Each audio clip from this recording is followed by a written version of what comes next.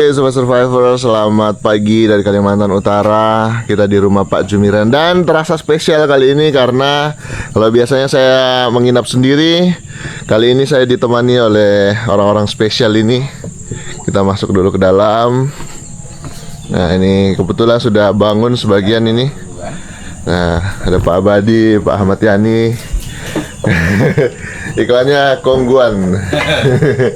Ini ada pengalaman Bang Ripal. Ya. Halo, selamat pagi. Selamat pagi. Penonton Asian Survivor. Tadi malam tuh ada yang komen, saya kok naksir lihat kongguangnya. Ya. Nah, ini ada cerita nih Bang Ripal. Ya. Kami waktu kecil-kecil dulu untuk makan roti kongguan ini Ya. untung-untungan setahun sekali. Hmm. Dan kalau sudah buka kongguan, saya punya adik, punya kakak. Jadi buka itu yang dicari itu ini, Ya. rebutan ini dulu. Wafernya. Wafer ini isinya cuma ada dua, kalau nggak salah dua nih. Ya. Nah, dua inilah jadi bahan rebutan kami untuk ini duluan harus dapat. Sudah itu baru makan yang lain. Jadi kenapa saya kalau jalan tuh kemana-mana, nginep di mana, selalu saya mau beli kongguan Ya. supaya mengingat masa lalu. Yang dulunya kita susah mau cari makan. Isinya itu masih sama persis, Pak ya? Sama-sama. Masih sama ya. Saya mungkin ada kuis sedikit buat Pak Abadi nih. Nah, Kenapa Pak Abadi kok di sini tuh nggak ada bapaknya nih? Ini anak sama ibu aja nih. Masuk, Gimana? Sama. Kenapa kira-kira? bapaknya yang ngambil dokumentasi. Bukan, karena bapaknya ada di SP 10. Jadi peringatan untuk segera pulang ke rumah nanti. Iya. karena bapaknya di ngerantau. Jangan lupa pulang ke rumah gitu. Wah, dari bisa Nanti kan kongguan jadi rame nih gara-gara Bang Ripal ini. Kalau kongguan itu kan kayak apa ya? Sesuatu yang umum gitu ya, kayak aqua gitu kan. Kue-kue sekarang saya ini lah yang ini, yang bentuknya begini bulat. Ada lagi satu segi 4 coklat. Nah, tapi pilihan utamanya pasti wafer dulu. Makanya kalau saya jalan tuh pasti pengen beli yang beginilah untuk makan bareng-bareng.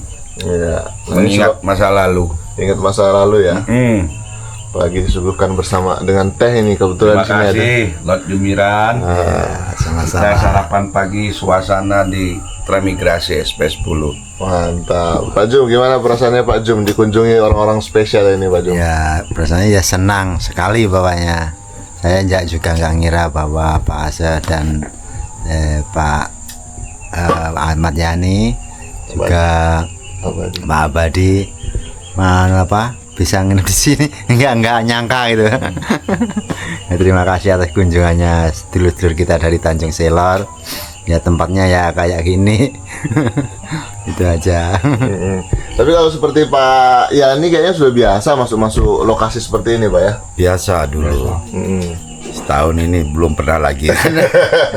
Iya, sering belusuan dulu ya. Ya, kalau Mas Abadi udah ditanya, anak ya kan? Katanya mana transmigrasi? Kalau saya bukan anak teran, tapi biasa bergaul keseluruhan lah. Sama orang-orang transmigrasi. Cuma nginepnya ya memang untuk di SP ini baru di SP 10 ini. Baru kali ini di SP ya, di SP 10 ini. Ya.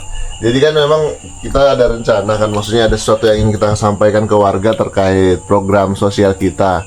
Kalau menurut Pak Asep, apa yang direncanakan sudah sesuai dengan rencana? Apa yang kita kerjakan sepanjang malam itu sudah sesuai dengan rencana nggak Pak? Jadi hasil kita tadi malam urung rembukan itu ternyata ada beberapa permasalahan. Permasalahan tentang kesulitan masyarakat, warga kita yang lahannya itu ekstrim sekali, nggak bisa ditanggul dengan biaya 1 drum solar. Akhirnya ya mau ditanggul tapi takut nggak selesai, jadi bingung. Nah, kebetulan tadi malam kita udah ketemu, yang ngomong tuh justru yang bukan pemilik lahan, warga tetangga-tetangga sekitar. Inilah yang kita salut, ada kekompakan, bagaimana solusinya Pak. Hanya kita sepakatilah, kita carikan solar lagi untuk menyelesaikannya nanti. Mantap. Nah yang lain ya permintaannya supaya tanggulnya lebih rapi. Ya makanya kita undang operatornya. Ini Mas, keluhan masyarakat ini tolong diperhatiin tanggulnya yang rapi. Nah, rapi itu ya semua harus terlibat toh, jangan cuma operator. Si pemilik lahan juga harus proaktif. Makanya kita kasih petunjuk ya, buat patok penuntunnya dulu. Tingginya mau seberapa itulah nanti diukur baik-baik supaya nanti posisi tanggul itu betul-betul rata dan lurus.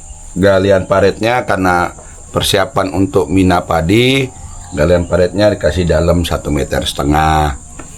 Ya, minimal 1,5 meter supaya bisa nanti untuk pelihara ikan, pelihara udang. Nah, hal-hal seperti itulah yang kita sepakati tadi malam. Dan yang lebih penting satu, yaitu kalau satu alat nunggunya harus 2 tahun toh, jalur 3. Jadi kita buat keputusan, ya sayalah mengupayakan, moga-moga nanti di bulan 2, bulan 3 2024, kan setahun tinggal nunggu 2 bulan aja, 1 bulan sudah 2024. Nah artinya mulai sekarang 3 bulan lah kita nunggu. Saya upayakan untuk nambah 1 unit lagi supaya jalur 2 bisa dikerja.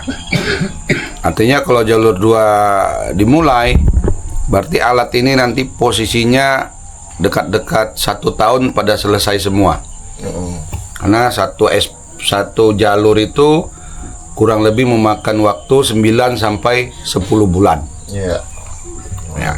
Sebenarnya itu bisa cepat kalau di lahan-lahan kering. Ya. Itu bisa banyak dapatnya. Tapi sini ya kita harus tahu bahwa kondisi alam kita di sini pasang surut. Di saat pasang setengah hari lewat kita nggak bisa kerja karena kondisi lahannya sangat basah. Jadi resiko alat untuk amblas ya. Kemarin kenapa nggak pakai amfibi? Ya pertama alatnya itu agak susah kita dapatkan di wilayah kita ini. Kalau mau beli itu kurang lebih hampir mau 3 miliar kalau yang amfibi. Long arm itu. Nah, kalau yang biasa ya PC-nya pasti di atas PC 100 ya. Harganya pasti unitnya lebih mahal. Saya belum siap untuk membeli unit-unit yang amfibi. Sebenarnya bagus, multifungsi, cuma karena kita memang untuk mendapatkan barang itu harus pesan lama, kita akhirnya memutuskan ya pakai SK kecil aja supaya resiko amblas itu nggak terlalu besar bagi kita kalau kerja di posisi rawa. Nah hal-hal itulah yang kita sepakati tadi malam untuk menambah unit lah intinya. Wah, luar biasa. Perjuangan panjang ini Sobat Survivor karena memang kondisi lahan yang cukup ekstrim di lokasi ini. Dan mungkin setelah ini Pak Jum kita pergi kumpulin kita mau ke sana nanti, cuman masih basah ya jalannya. Iya, tapi ya sebentar lagi lah biar itu matahari muncul dikit. Nanti kita pergi ngumpulin mangga ini ya, Iya, biar iya. kita bikin oleh-oleh pulang Oke, siap. Tanjung. Banyak mangga jatuh karena tadi malam hujan. Iya. Biasanya begitu ya. Saya memang gitu ya. Iya. Tapi biasanya dibantu sama tupai juga ya, jadi jatuh ya. Sama kelelawar itu. Oh. Kelelawar yang besar itu, Mas. Wah, ada di atas biasanya. Ada. Kalong besar. Kalong, ya kalong, kalau di Jawa namanya kalong. Yang besarnya sama ayam ini. Baik. Pak Jum, ini rencananya tambah semangat nih tanam padi nih dalam waktu dekat. Anu ini Mas apa kemarin Hasil bincang nyemainya Ya. gagal soalnya nggak tumbuh. Nah itu.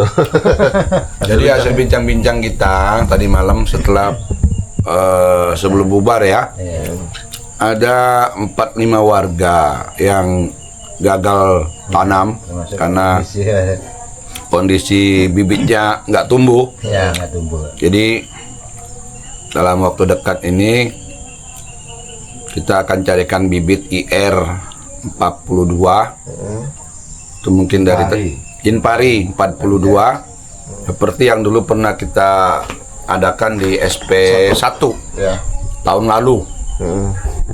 Itu adanya di Kabupaten Berau, Kaltim, tetangga kita situ. Nah, kalau kami pulang nanti ya, nanti saya minta kawan untuk kontak ke sana untuk dikirim 200 kilo bibit padi. Nah, itu biar nanti dibagi-bagi sama Mas Jumiran untuk teman-teman lah supaya bisa nanam. Kita uji coba juga bagaimana Impari 42 di sini bagus apa enggak. Berarti yang 3 bulan Pak ya? Ya, 3 bulanan. 4 bulan. 4 bulan ya. Bulan lah.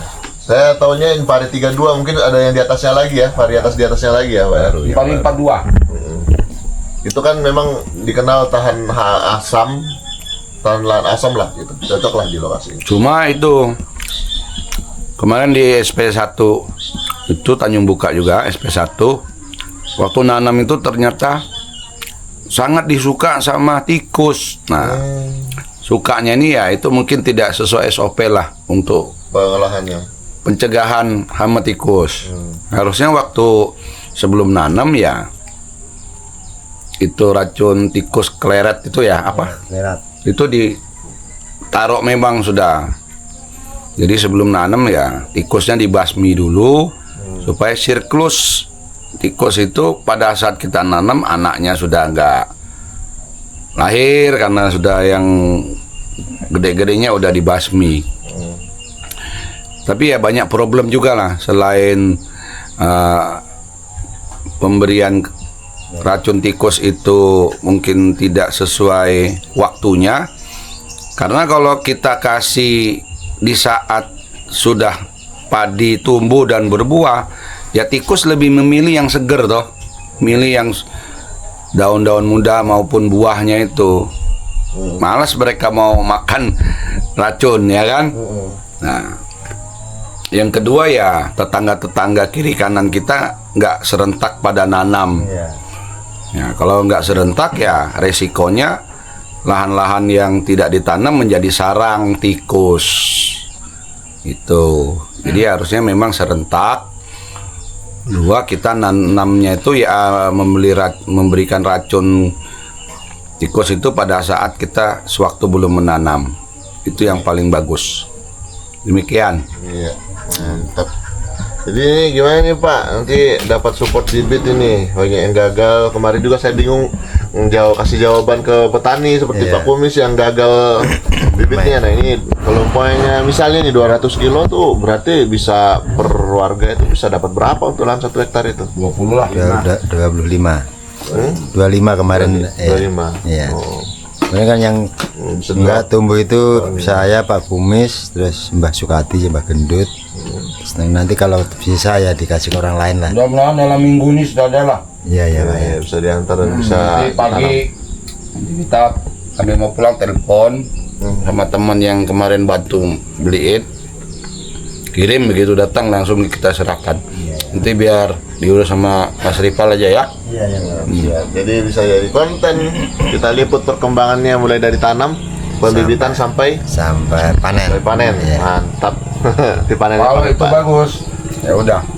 Tapi di sini Pak Yani biasanya bagusnya apa? Pengalaman? Apa sama seperti di saja? banyak yang pakai ini juga ya, apa di 66 ya. Berbagai macam biasanya. Jadi ikan biasanya sih. Nah, yang paling apa namanya lagi ngetren Pak Impari 42 dulu itu. ya. Saya lihat di Kalimantan Selatan Impari 42 juga anunya. Kalau Impari banyak. Iya. Yang paling 32 yang cocok juga. Iya. Padi tinggi itu ya cocok. Kalau orang lokal sini kan nanamnya padi 6 bulan ya yang padi tinggi itu. Ya. Padi ikan sama padi karet. Ada di sini. Ada. Kemarin saya sempat nanam itu sampai 3 kali panennya. Kita kedatangan Kamu. Nah, beliau lagi pagi hari. biasanya ibunya mau ngerewang nih di belakang. Permisi Pak. Belum. Ayo sarapan. Permisi.